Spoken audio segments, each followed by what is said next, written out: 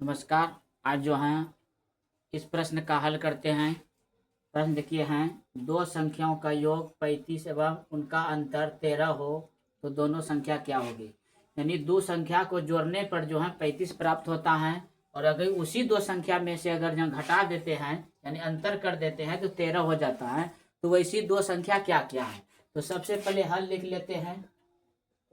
हल, और इस हिसाब को जो है बड़ा ही बेसिक तरीका से हल करेंगे।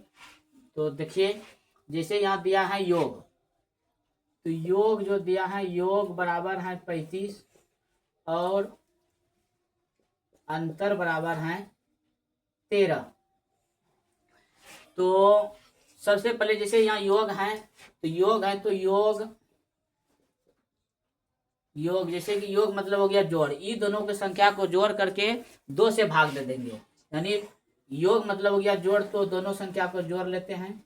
35 प्लस 13 बटे में 2 दे देते हैं, तो बराबर में हो गया 35 13 38, सॉरी 35 13 48, 48 बटे 2, 2 से भाग देंगे 48 में तो 24 निकलेगा, लेकिन बराबर में कितना हो गया 24।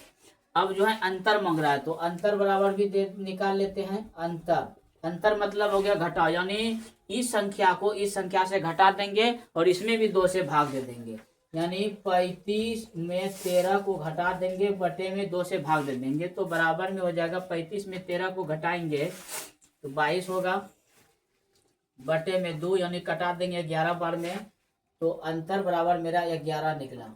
यानी बड़ी संख्या जो है, बड़ी संख्या बराबर 24, छोटी संख्या बराबर में 11।